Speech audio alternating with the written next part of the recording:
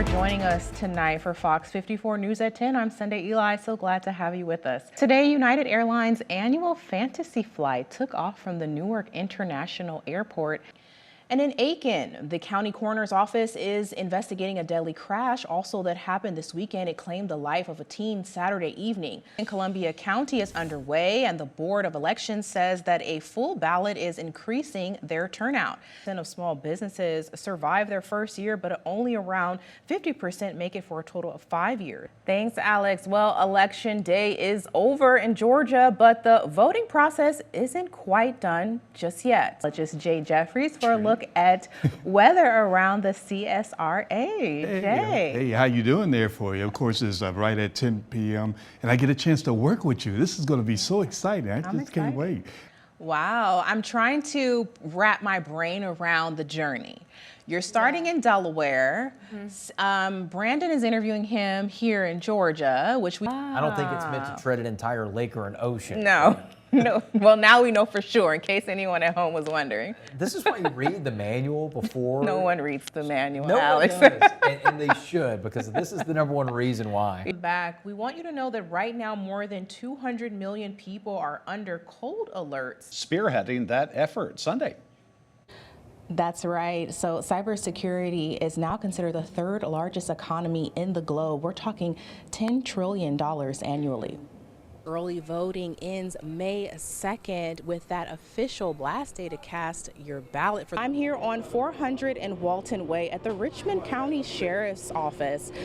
Merry Christmas to you at home. Santa Claus came to town, but he did not only stop by your house. City brought out a true community, executives and leaders across Richmond County, with the mayor mentioning one key phrase: moving forward.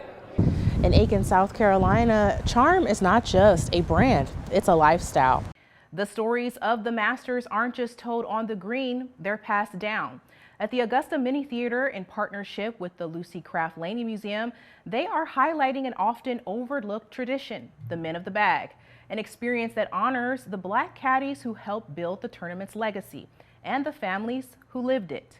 For some, that legacy is personal. Growing up, we didn't see a lot of Daddy until at night.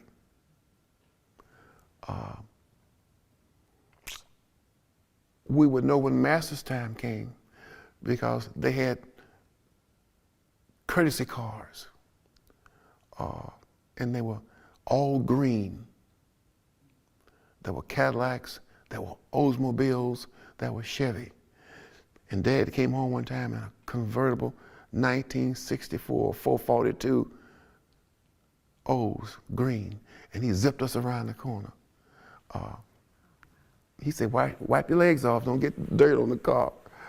While the world watched tradition, his father, Fred Bennett, a caddy master, was working behind the scenes.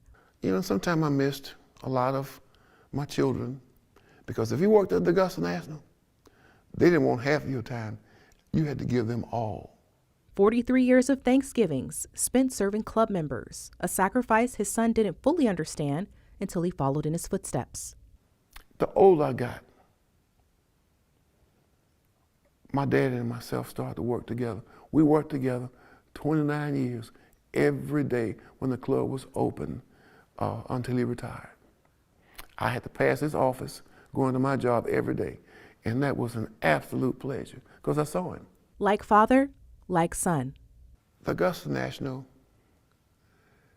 is all I know because my father was a caddy master. From carrying bags, this history teacher also drove the world's elite. Lawrence Bennett spent roughly 5 decades at Augusta National Golf Club, serving names that shaped history. I got to work, called in the office, Lawrence, we want you to pick up Supreme Court Justice Sandra Day O'Connor. Okay, I said, wow, I'm just teaching about her. He's driven legends, including Arnold Palmer, and met history face to face. And there was 3 guys on the first tee. One was Clifford Roberts, one was Bobby Jones, and one was Eisenhower. And I remember Eisenhower had a big stomach, he had on brown pants and a cap. And I was standing up and looking, didn't know what I was looking at, but I was looking. And he teed off first. And when he walked back, he saw me looking, and he did like this. I did like this too. You know, I was 6 or 7, you know. A child watching history who would one day become a part of it.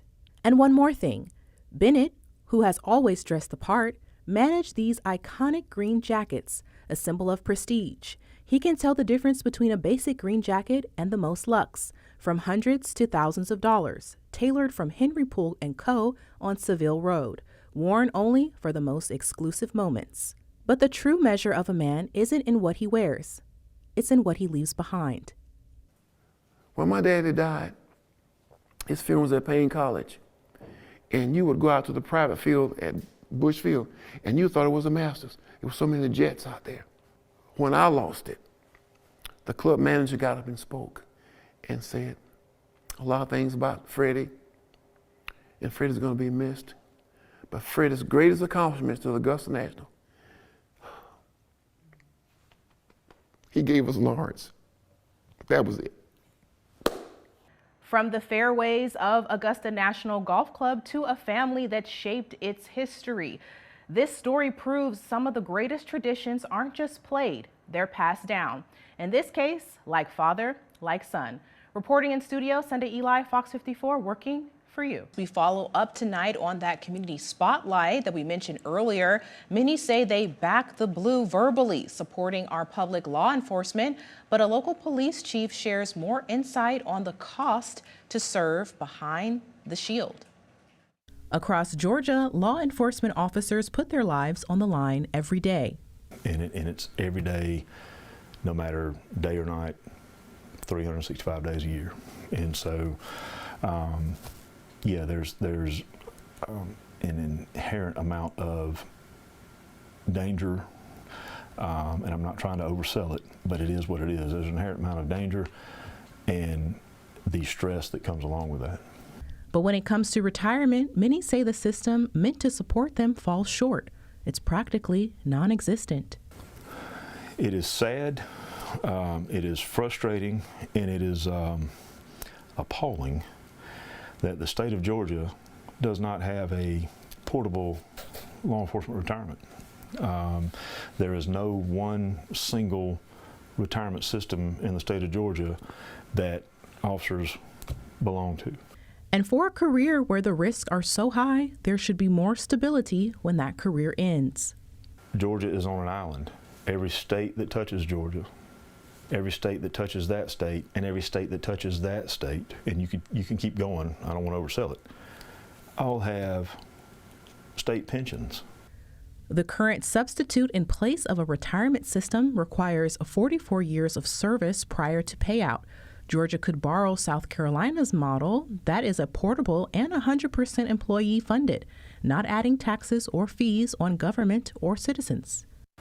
You'll have a whole lot of people that, as much as I hate to say it, are at the 14, 15-year mark that are saying, you know what, I'm fixing to walk away from this because it's not worth it.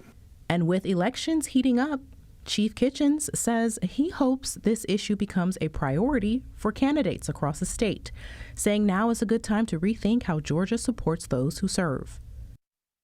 And Chief Kitchens adds, if you'd like to support your local police department by advocating for changes to Georgia's retirement system, you may call or write your elected officials to support your officers with retirement reform.